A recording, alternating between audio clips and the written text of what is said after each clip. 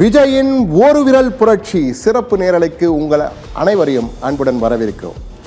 நடிகர் விஜய் அரசியல்வாதி விஜயாக பரிணமித்த பிறகு அவருடைய ஒவ்வொரு நகர்வும் கூர்ந்து கவனிக்கப்படுகிறது. மில்லியன் கண்களால், பல மில்லியன் பில்லியன் கண்களால் கூர்ந்து கவனிக்கப்படுகிறது. அவர் ஒவ்வொரு நகர்வும் அவர் என்ன சொல்ல போகிறார், என்ன பேச போகிறார், இத்தனைக்கும் அவரை பனையூர் பங்களாவாசி, பனையூர் பண்ணையார் என்றெல்லாம் விமர்சனம் வருகின்றன. இருந்தாலும் விஜய் செய்கின்ற ஒவ்வொரு செயலும் பெரிய விமர்சனத்துக்குள்ளாகிறது. அது பாசிட்டிவாகவும் இருக்கிறது, நெகட்டிவாகவும் இருக்கிறது. நேர்மறை எதிர்மறை என இரண்டும் கலந்தே இருக்கிறது. ஆனால் விஜயுடைய ஒவ்வொரு நகர்வும், குறிப்பாக அவருடைய அறிவிப்புகள், அறிக்கைகள், மாநாடுகள், பெரும்பாலும் விஜயின் அறிக்கைகள் தாமதமாகத்தான் வருகின்றன. ஒரு நிகழ்வு நடந்து முடிந்து பல மணி நேரம், கிட்டத்தட்ட ஒரு நாள், அரை நாள் கூட முடிந்து விடுகிறது. அதற்கு பிறகுதான் வருகிறது அவருடைய அறிக்கைகள். இருந்தாலும் அவருடைய ஒவ்வொரு அறிக்கையும் பெரிதாக பேசப்படுகிறது. இவை யாவுமே விஜய்க்கு இருக்கின்ற அந்த காந்த தன்மை அதிகம் இருக்கிறது. ரசிகர்கள் மட்டுமல்ல, ஊடகங்கள் மட்டுமல்ல, ஊடக வெளிச்சம் மிக அதிகமாக இருக்கிறது விஜய்க்கு. காரணம் என்னவென்று தெரியவில்லை. இருந்தாலும் விஜயின் நகர்வுகள் கூர்ந்து கவனிக்கப்படுவதால், உங்களால், மக்களால், வாக்காளர்களால், தமிழகத்தினரால் கூர்ந்து கவனிக்கப்படுவதால் சத்தியம் தொலைக்காட்சியும் விஜய்க்காக ஒரு சிறப்பு நிரலையை தற்போது ஒளிபரப்பிக் கொண்டிருக்கிறது. இந்த விஜயின் ஒரு விரல் புரட்சி ரீலா ரியலா என்பதுதான் தற்போது நாம் பார்க்கிறோம். நிஜமா அல்லது வெறும் சினிமா படம் காட்டப் போகிறார் விஜய் என்பதுதான். விஜயின் மாநாடு, மதுரை மாநாடு, இரண்டாவது மாநில மாநாடு. தற்போது மதுரை மாநகரமே தற்போது எங்கு நோக்கினும் விஜய் விஜய் விஜய். இந்த மூன்று எழுத்துக்கள், தமிழகமும் மூன்று எழுத்தும் எப்பொழுதும் பிரிக்க முடியாது. எங்கு நோக்கினும் மூன்று எழுத்து.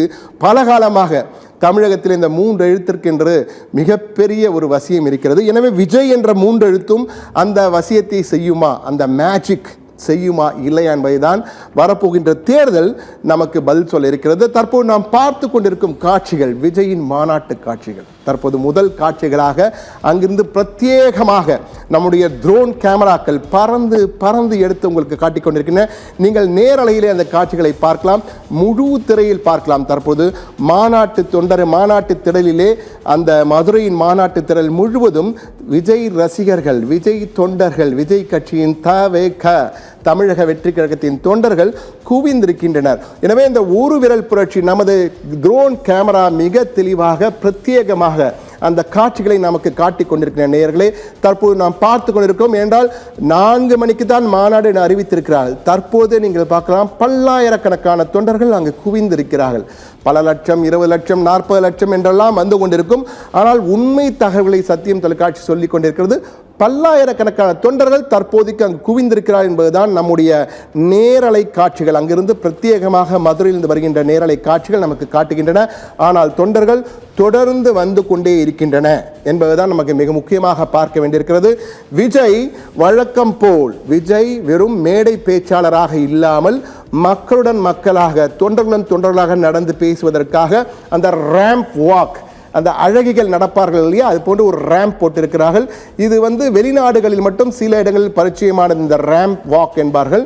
இந்த ரேம்ப் வாக் போன்று இது ரேம்ப் டாக் என்று விஜய் அந்த கிட்டத்தட்ட 350 மீட்டர், கிட்டத்தட்ட ஒரு அரை கிலோமீட்டர் தூரத்திற்கு அந்த ரேம்ப் போட்டிருக்கிறார்கள். மேடையிலிருந்து விஜய் கீழே இறங்கி இரு பக்கத்திலும் உள்ள தொண்டர்களுக்கு தன் கைகளை அசைத்து கொண்டு கடந்த முறையும் வந்தார் விக்கிரவாண்டி மாநாட்டின் பொழுது, இந்த முறையும் வரப்போகிறார். அதற்காகத்தான் இந்த ரேம்ப் மேடையிலிருந்து நேரடியாக விஜய்க்காக போடப்பட்டிருக்கு. விஜய் பிரத்யேகமாக தனது பவுன்சர்களுடன், விஜய்க்கு எப்பொழுதுமே யாரையும் அருகில் வைத்துக்கொள்ள விருப்பப்படுவதே இல்லை. ஆனால் என்ன நடந்தோ தெரியவில்லை, விஜய் பவுன்சர்களை மட்டும் எப்போதும் தன்னிடம் வைத்துக் கொண்டிருக்கிறார். அந்த பவுன்சர்கள் தான் விஜய்க்கும் அவருடைய தொண்டர்களுக்கும் இடையே ஒரு பவுண்டரியாக இருக்கிறார்கள். அந்த பவுன்சர்களால் தான் அவரால் அருகிலே செல்ல முடியாத சூழல் இருக்கிறது பலருக்கும். அது சிலர் வேண்டும் என்கிறார்கள், சிலர் வேண்டாம் என்கிறார்கள். ஆனால் மக்கள் தீர்மானிப்பார்கள் வேண்டுமா வேண்டாமா என்பதை. ஆனால் நிச்சயமாக இந்த ரேம்ப் வாக்கின் பொழுது விஜய் மிக நெருக்கமாக தன்னுடைய தொண்டர்களுக்கு அருகே சென்று கைகளை அசைப்பார். அதற்கு அந்த ரேம்ப் போடப்பட்டிருக்கிறது. அந்த பிரத்யேகமாக அந்த ட்ரோன் காட்சிகள், கழுகு பார்வை காட்சிகளை தற்போது நாம் பார்த்து கொண்டிருக்கிறோம். மதுரையிலே கொளுத்தும் வெயிலிலே தொண்டர்கள் குவிந்து கொண்டிருக்கிறார்கள். இதுவரை 3 பேர் மயக்கமடைந்து கீழே விழுந்திருக்கிற அந்த வெயில் காரணமாக சில இடங்களில் தண்ணீர் கிடைக்கவில்லை என பல குற்றச்சாட்டுகள், பல குறைகள் இருக்கும். நிறைகளும் உண்டு, குறைகளும் உண்டு. நிறைகளை சொல்லும் சத்தியம் டிவி குறைகளையும் சுட்டிக்காட்டும் என்பதற்காகத்தான் அந்த மயக்கம் அடைந்ததெல்லாம் நாம் பார்த்து கொண்டிருக்கோம். எனவே விஜயை நேரில் பார்க்க மகிழ்ச்சியாக இருக்கின்ற விஜய் ரசிகர்கள் எல்லாம் நம்மிடம் பேட்டி கொடுத்துக் கொண்டிருக்கிறார்கள்.